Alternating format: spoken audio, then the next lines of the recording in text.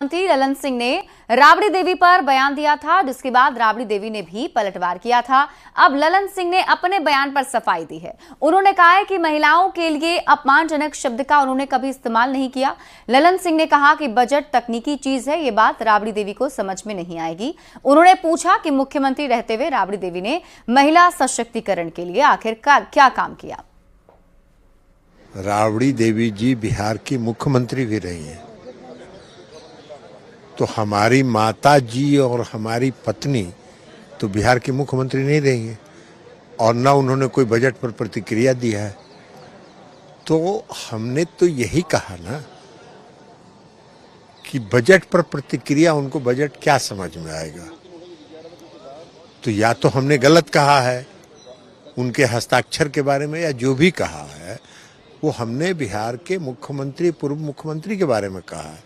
तो उनको कहना चाहिए कि या तो हमने जो कहा है वो गलत है, इसमें महिलाओं का अपमान कहाँ, कोई अपमानजनक शब्द का इस्तेमाल तो हमने नहीं किया।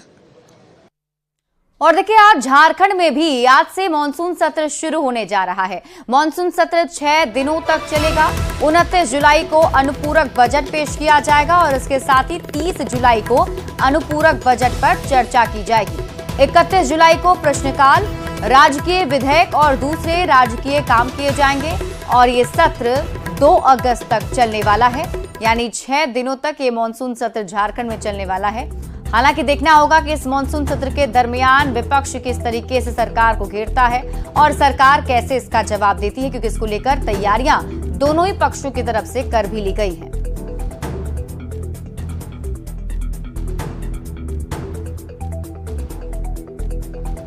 और देखिए, आज करगिल विजय दिवस के 25 साल पूरे हो रहे हैं। प्रधानमंत्री नरेंद्र मोदी आज द्रास वॉर मेमोरियल में मौजूद रहेंगे। पीएम मोदी सबसे पहले द्रास में पुष्पांजलि अर्पित करेंगे और इसके बाद वो वॉल ऑफ फेम जाएंगे, जिसके बाद वो सेना के शीर्ष कमांडरों से बातचीत करेंगे। पीएम मोदी द्रास दौरे के दौरान शिंकुला टनल का वर्चुअल उद्घाटन भी करेंगे। करगिल की लड़ाई में हमारे जवानों ने अदम्य साहस दिखाते हुए पाकिस्तानी सेना को खदेड़ दिया था। इस लड़ाई में हमारे 500 से ज्यादा जवान शहीद हुए थे, जबकि 1000 से ज्यादा जवान हमारे घायल हुए थे।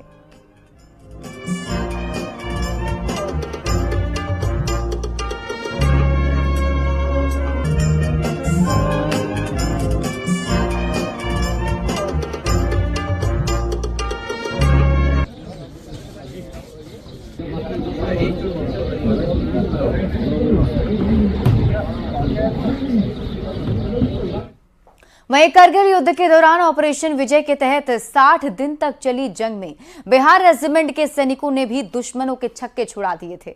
बिहार के लखीसराय जिले के रहने वाले एक ऐसे जाबाज अधिकारी बीपी सिंह से न्यूज 18 संवाददाता शंकर आनंद ने बातचीत की। बीपी सिंह को उनकी वीरता के लिए कई पदकों से सम्मानित किया जा चुका है।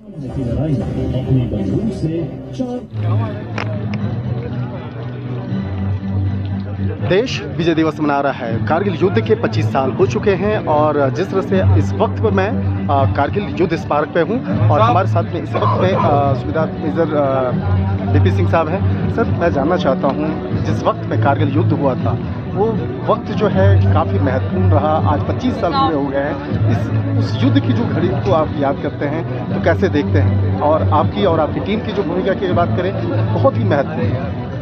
देखिए, हम लोग उसमें पर्सनली हमारी रेजिमेंट जो भरतपुर में थी, बस स्पेशल बुलावा था और 12 मई को डे में रिपोर्ट किया और वहाँ डेट वाइज हमने डिस्ट्रीब्यूट किया गया। तो सबसे पहले हमारे रेट में एक 3 जवान हुआ करते थे।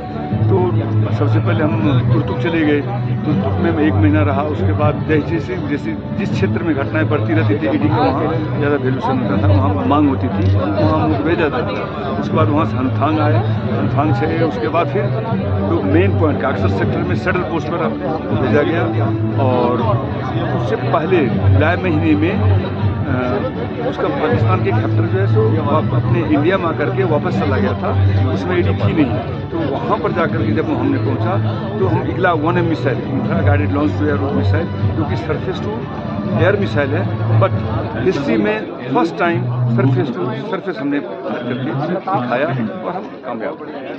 सर, एक व्यक्तिगत सवाल भी हम आपसे पूछना चाहेंगे कि सर, आप मूल रूप से कहाँ के रहने वाले हैं, किस तरह से आपकी पढ़ाई लिखाई हुई और किस तरह से आपके बारे में ये जाना जाता है कि आप काफ़ी मुश्किलों का सामना करते हुए पढ़ाई लिखाई करके उसके बाद आज इस मुकाम तक पहुँचे जिसके लिए आपको काफ़ी याद भी किया जाता है। मैं बिहार के लखीसराय जिले का वलीपुर गांव का हूं और वहीं हमारे मेघरा मिश्री प्रसाद उच्च विद्यालय में हमने प्रारंभिक शिक्षा दिया। फिलहाल मैं आपको दिखाना चाहूँगा कि देखिए कारगिल युद्ध स्मारक है जहाँ पर देश के प्रधानमंत्री नरेंद्र मोदी जो हैं वो यहाँ पर आकर के उन जवानों को आज श्रद्धांजलि दे रहे हैं, उन जवानों को याद कर रहे हैं जो कारगिल युद्ध के समय में शहीद हुए। शंकर आनंद, न्यूज़ 18, कारगिल युद्ध स्मारक। और पूरे देश के साथ साथ झारखंड भी विजय दिवस की 25वीं सालगिरह मना रहा है। इस दिन भारत ने करगिल के युद्ध में पाकिस्तान को धूल चटाते हुए करारी शिकस्त दी थी और इस महाविजय में गुमला के 3 बेटों ने सर्वोच्च बलिदान देते हुए भारत मां के लिए प्राण न्यौछावर कर दिए थे। इन 3 वीर शहीदों के नाम जॉन अगस्तुस एक्का, शहीद बिरसा उरांव और शहीद विश्राम मुंडा है। शहीद जॉन अगस्तुस एक्का का परिवार उनकी शहादत को याद कर आज भी भावुक हो जाता है, साथ ही साथ उनके सर्वोच्च बलिदान पर गर्व भी करता है। कारगिल विजय दिवस मनाएगा तो कारगिल विजय दिवस में सैकड़ों जो जवान थे उन्होंने अपने प्राणों की आहुति दी थी, तब जाकर के जो पाकिस्तान के द्वारा हमला किया गया था भारत पर, उस पर सफलतापूर्वक विजय प्राप्त किया गया था। तो उसमें से गुमला के भी 3 लाल थे। आपको बता दें, जॉन अगस्तुस एक्का, विश्राम मुंडा और बिरसा उरांव थे। उन्होंने अपनी प्राणों की आहुति दी, सर्वोच्च बलिदान दिया, तब जाकर के जो पाकिस्तानी जो सैनिक थे उन पर कब्जा पाया गया। तो हम इस वक्त मौजूद है शहीद जॉन अगस्तुस एक्का के घर पे।